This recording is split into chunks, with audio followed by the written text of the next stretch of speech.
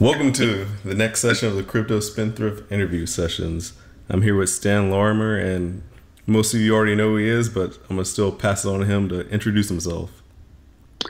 Well, thank you. I guess I'm known as the Godfather of Bitshares. That's because my son, Dan Larimer, developed Bitshares and then went on and developed Steemit, and now he's developing EOS, three of the leading digital currency blockchain-based systems out there. My job is pretty much to promote the growth of Bitshares as a platform, and he goes on to invent new things. All right. So what first got you into crypto? Because personally, for me, Bitshares is actually one of the things that really spurred my interest. Well, I started out about 40 years in the aerospace industry, developing air, land, sea, and space autonomous vehicles, drones. I retired from that back in 2010, and then my son called me out of retirement whenever he got some funding to develop Bitshares and asked me to run the back office while he focused on the technology. And so since that time, I've been helping to run the company, develop the technologies that today process over half of the total transactions in the digital currency industry, more than Bitcoin and Ethereum combined. And so at this point, we're out talking to lots of companies that are bringing their businesses onto blockchains and digital currencies, and we're helping them to adopt the technology for their business enterprises. Sounds good. So here's a bit of a personal question. Like, Protoshares was a while back, and it went against the grain and required CPU mining. So what was kind of the initial decision with that back then? Well, way back then, we did have some initial funding to develop Bitshares, but we wanted to get started, while the year or so it takes to develop something of that sophistication is happening. We wanted to start interacting, building a community, and, getting things trading out there where it could grow in value and maybe raise some money to continue on. So since it was going to take a year to build Bitshares, we decided, why don't we make Protoshares, a mineable coin that would be upgradable to Bitshares when the new code came along. And so we started that running about 5 months afterwards on Guy Fawkes Day 2013, November 5th. We started mining Protoshares, and it was just a dumb coin, didn't do anything any more than Bitcoin does, but it was good for a free upgrade to Bitshares when that was ready. Yeah, but to be fair, at that time, not a lot of coins did a lot of things back then. That's true. Yep. And so that was no different, but it was easy. It was just a simple clone of Bitcoin. It was designed to be memory hard to try to stop the big miners from coming in, scooping up all the coins before they could be fairly distributed. That lasted for about 3 weeks, and then the miners figured out how to work around it, and doing a lot of mining at that time. But it was put into circulation same way as Bitcoin. So how do you feel about like the current cycle ICOs? Because I remember Angel Shares and how that went, and that's kind of similar to what was going on this past summer. Yeah, well, Angel Shares was a new and innovative form. We found it, as I just mentioned, miners were, grabbing all the coins using their brute power and not giving anybody a chance, and wasting 95% of the coin's value mining, burning electricity. So with Angel Shares, we invented what amounted to virtual mining, which was basically saying that if you spent the same amount you were going to spend to rent a computer to do mining, and instead you donated it to the cause, we would run a very simple algorithm. It didn't take any time at all. That would run the same kind of lottery and give people their coins without wasting the money. And that would be a way to grow the amount of money and spend the money on development rather than spending it on electricity in some power plant in China. So Where do you kind of fall in the scaling debate? Since Bitshares does have the fastest transaction times, do you see like danger in proof of work difficulty as energy prices obviously shoot up and it requires more and more energy to even run these mining rigs? Yeah, I consider that technology to be absolutely obsolete.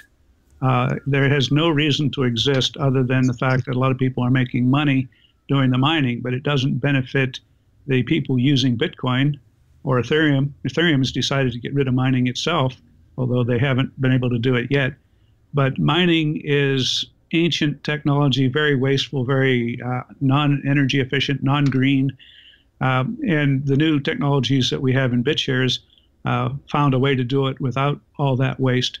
So one of the things we got from that is near instant transactions, whereas Bitcoin, I'm still waiting on the Bitcoin that I sent to somebody today to clear through the system. It's hours, and it's all backed up. At the same time, I've sent Bitshares transactions to people all over the world, and it only took 3 seconds to get there. So in terms of, that's what we call latency, how long does it take for a coin to arrive after you send it? And then bandwidth is the other half. How many transactions can everybody do at one time? And in the case of Bitcoin, maybe 7 transactions per second for the whole world to share. Bitshares has been demonstrated at 3,300 transactions per second without really moving the sweat meter off of zero. And so we got plenty of upside to go tens of thousands of transactions per second or more. And that's been pretty significant when I go in to talk to companies who are building their super new offering using digital currencies for their customers. First thing I do is say, hey guys, how many transactions do you think you're going to be doing a second? And the CEO beams with pride and says, oh, we've got millions of customers already lined up. You know, they're going to be coming in. They'll be bringing hundreds, maybe thousands of transactions per second. And we'll probably be doing things at Visa speeds. And I said, well, you realize that you're building on a system that can only do 25 transactions per second. It's already clogged and backlogged, and it can't handle even your code. And there's 200 other companies like you looking to move onto it right now. And you can see him kind of get pale. He turns to his technical guy and says, is this true? And the technical guy looks embarrassed and hems and haws and says, yeah, but you know, it's very popular. All the cool kids are hanging out in that particular environment. And so we wanted to be the same as everybody else.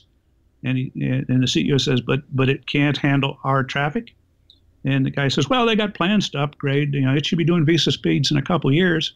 The CEO says, we're going live next month. You know, and at that point, I leave the room before he kills his CTO guy. But that's the experience I've had over and over again as we sign up people who thought that they were going to deploy on Ethereum.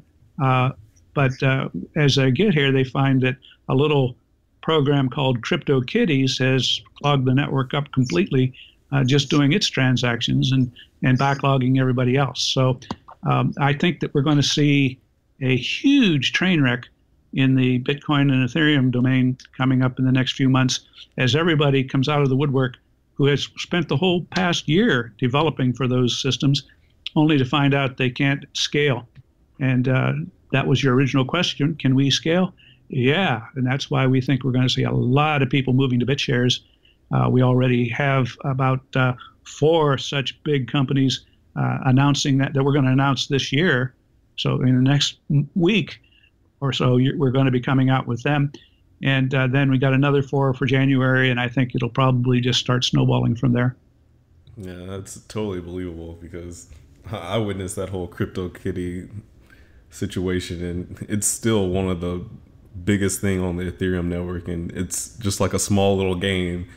Like anything that was actually super serious wouldn't be able to even function on Ethereum at this point. Yeah, its strength is its weakness. You know, its strength is that anybody can put anything on the network without asking permission. Its weakness is that anybody can put anything on the network without asking their permission.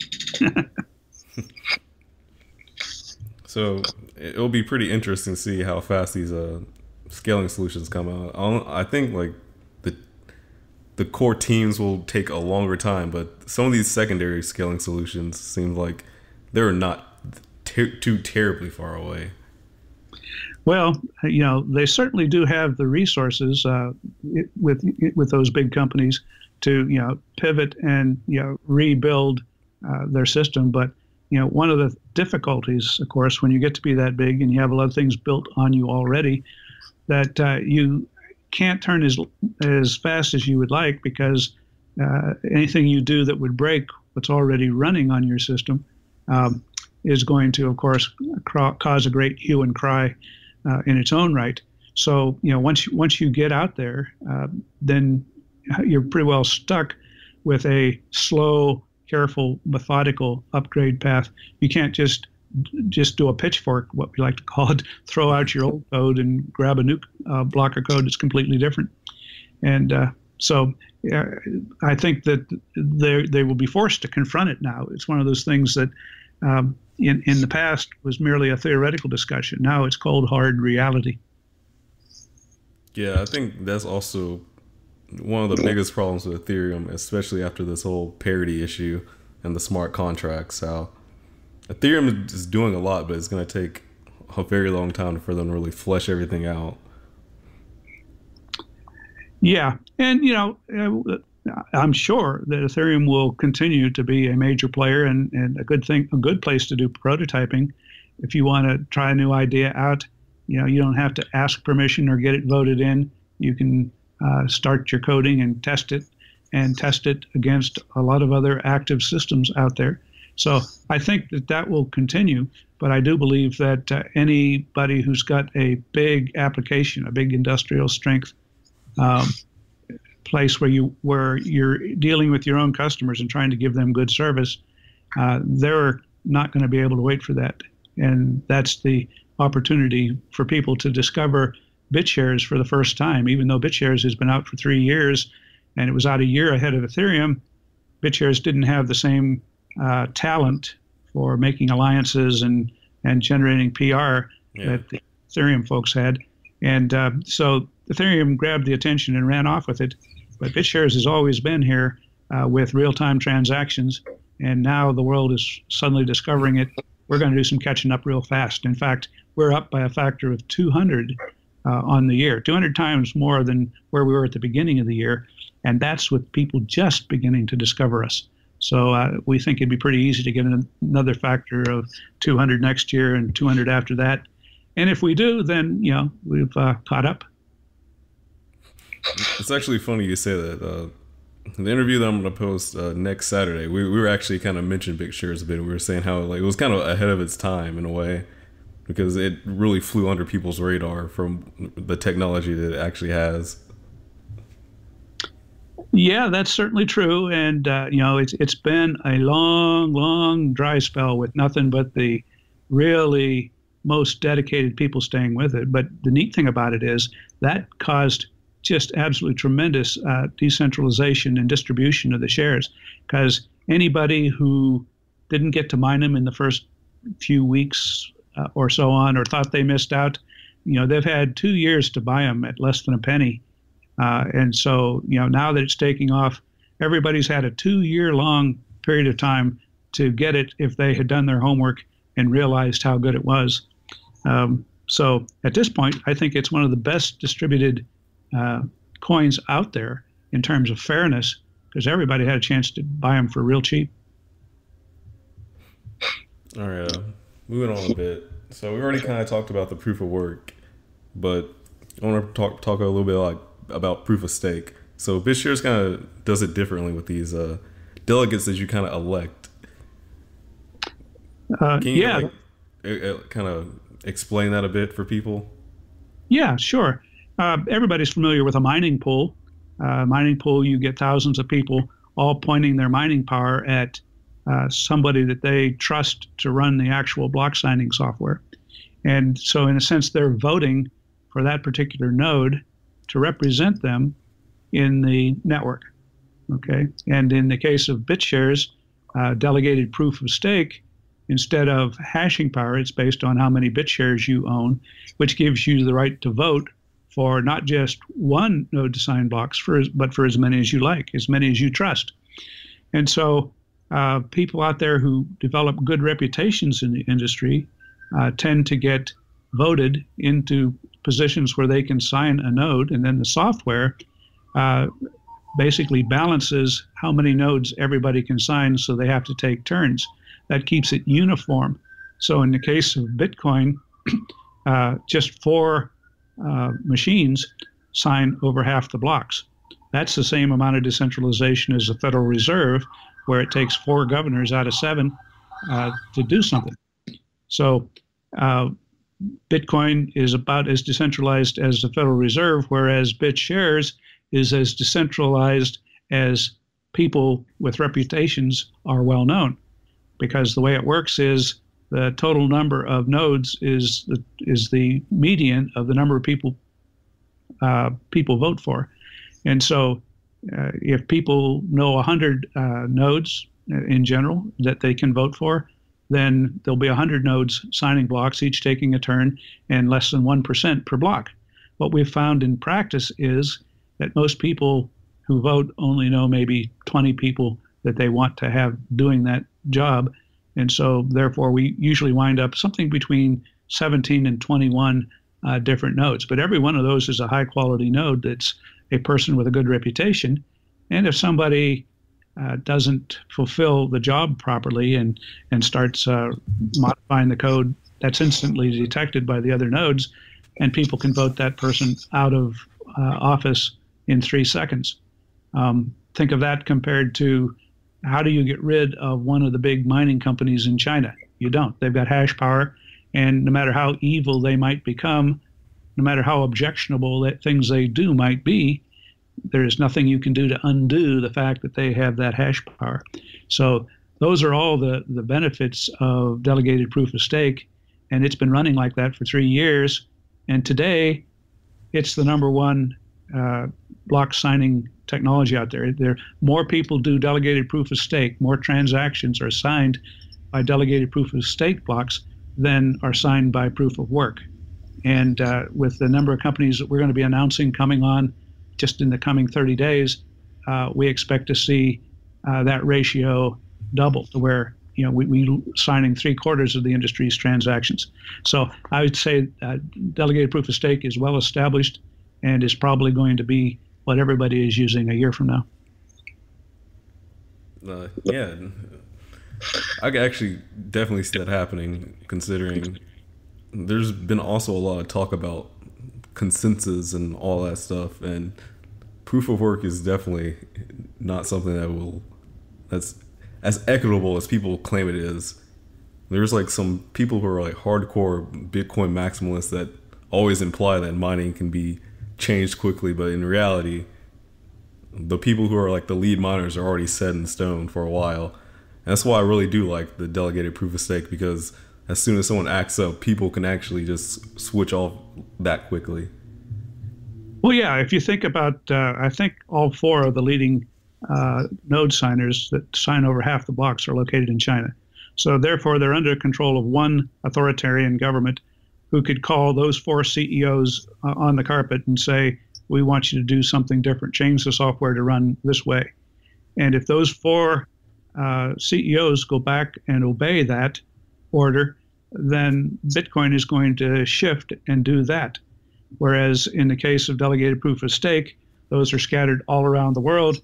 And if a government were to go grab a few of them and say, change the code, they would just be voted out of office instantly and replaced by nodes the government hasn't got to. And they could play whack-a-mole forever trying to track it down. But the ability to sign nodes becomes a matter of trust, not a matter of how much horsepower you have in a warehouse. And therefore, it's possible for the system to reconfigure around bad actors, where in the case of Bitcoin, they're stuck with the people who have the most hash power. So, funny enough, this question's really relevant with the whole Coinbase thing that happened. So, current centralized exchanges are having more security and ethical issues. However, decentralized exchanges aren't really widely used. Why do you think this? Like, why does it have usually less users and less volume? Well, that's simply a matter of adoption. The centralized exchanges, manage to get enough users that people go there to get the best prices, the smallest spreads, and that sort of thing. That's just something that, is a matter of time before that switches over. We just need a few more Mount Goxes.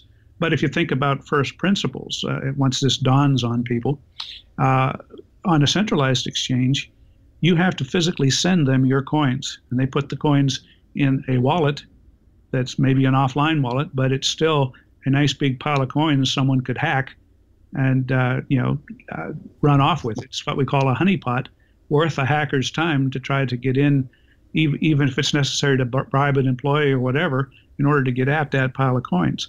In a decentralized exchange, everybody keeps their own little supply of coins on their own computer, and they're trading with other computers all around the world without letting go of their keys.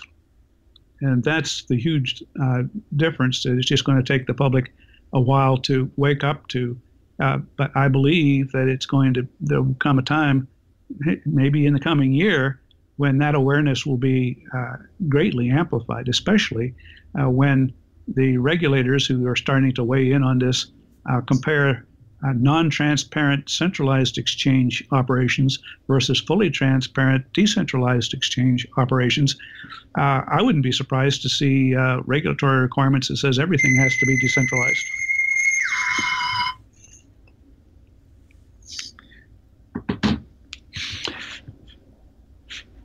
Oh, yeah. I'm slowly seeing more people mention decentralized exchanges because the two major kind of arguments people are making right now are revolving around the whole Tether situation, Bitfinex, and then now I guess Coinbase and Bitcoin Cash. So I do think adoption with decentralized exchanges will slowly rise because of those two factors right now.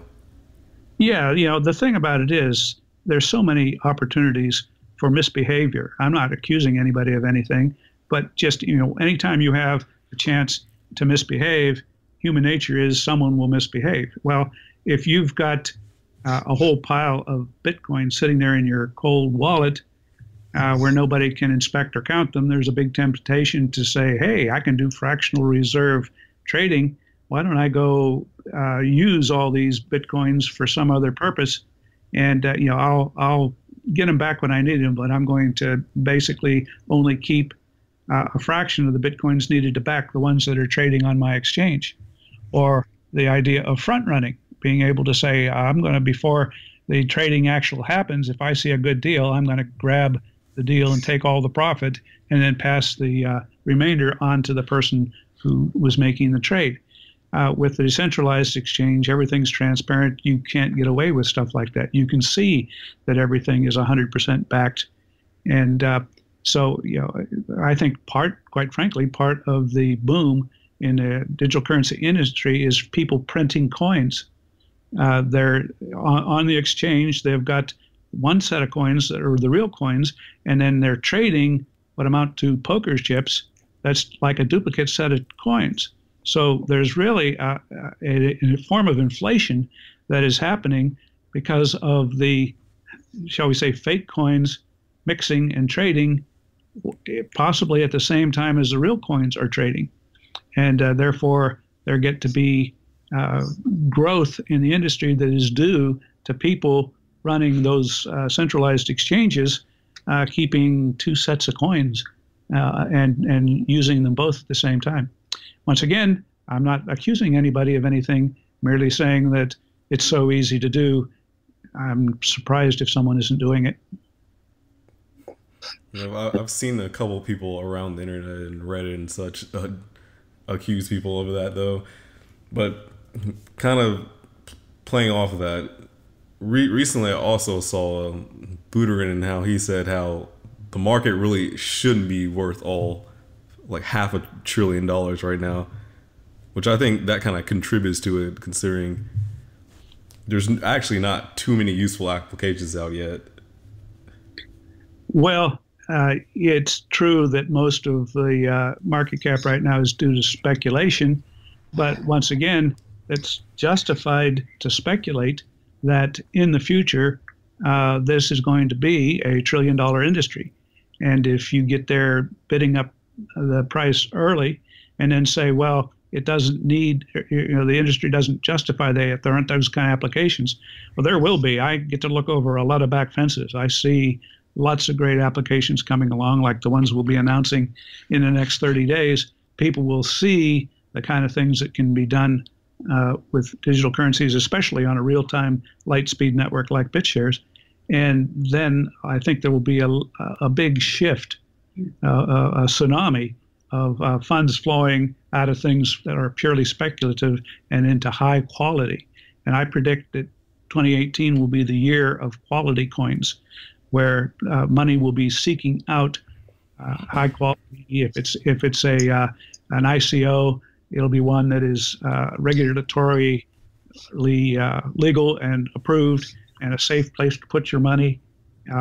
And there'll be a lot of those kind of coins coming out, and all the money that's sitting around in bad investments will be fleeing to safety.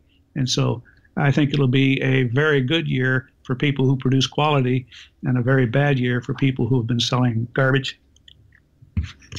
Yeah, I totally agree. I was actually speaking to an SEC lawyer for the other interview that I did yesterday before this, and she was saying how the SEC is really about to ramp up on some of these ICOs, and like going forward, a lot of these people who want to raise money are doing it very to the books with the SEC, at least on the West Coast, as she was telling me.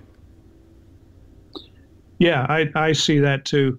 That doesn't mean that there aren't still a lot of very shady offerings out there. The buyer needs to beware, but if you put yourself into something that is not well done and legal and by the book, the chances of your money being seized and the people you invested in going to jail are pretty high. So that's another reason to be very cautious.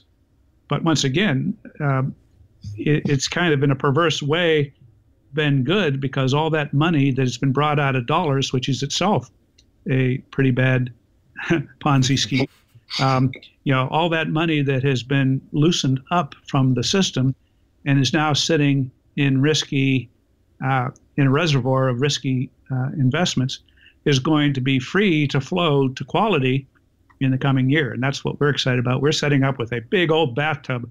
We're going to get our share of that. So anything new you want to share? Do you have the floor to share any kind of new developments, Bitshares, Steemit, EOS, whatever? Well, the big thing we're interested in right now is a new type of digital currency that would be called a revenue-backed asset. And that's an asset that it works like Bitcoin or any other coin, except instead of random speculation, there are real industrial revenue streams buying up that coin. And that puts buying pressure on the coin and makes it grow. And then behind that is an industry-backed asset, which is the sum of all companies that are buying that asset and causing it to grow. And so we're engineering that with a number of our partners. And as I've mentioned several times, we'll be announcing in the next 30 days the first 4 of them. And we got another 4 that are currently in the process of being defined.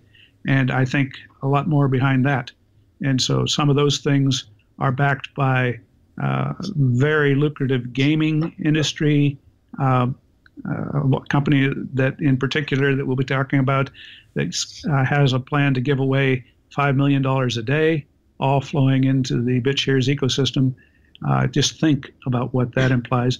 And then another company that is bringing in tons of advertising revenue and flowing it through the Bitshares system and out into the big box industry as another really exciting one. We've got a lot of high-profile gold-backed assets that we're offering, and then another entire humanitarian industry that has got tons of shovel-ready projects ready to go to be funded by their coin, and then those projects will generate revenue that drive the value of their coin. So there are 4 examples right off the top of my head that we'll be announcing in the next few weeks, and all of those are examples of what I once called 2 years ago a whale-backed asset. So if you go to my steemit.com/@Stan website and go back to my first post on the Steemit network where I talked about whale-backed assets, read that and then ponder what I just said, and you'll have some insight. All right. It's been a great chat with you. You've really like reinvigorated my interest in Bitshares. Well, thank you. We're all pretty excited, and the fact that we've grown by a factor of 200 this year, Bitcoin grew by a factor of maybe 10, and that's pretty good in the industry. But we've outgrown Bitshares, outgrown Bitcoin by 200. So that we think we're in a much stronger position than we were at the beginning of the year. So we expect that kind of growth in the coming year too, and hopefully for many years beyond that. All right. Glad to have you. It was actually a super amazing chat. Anytime.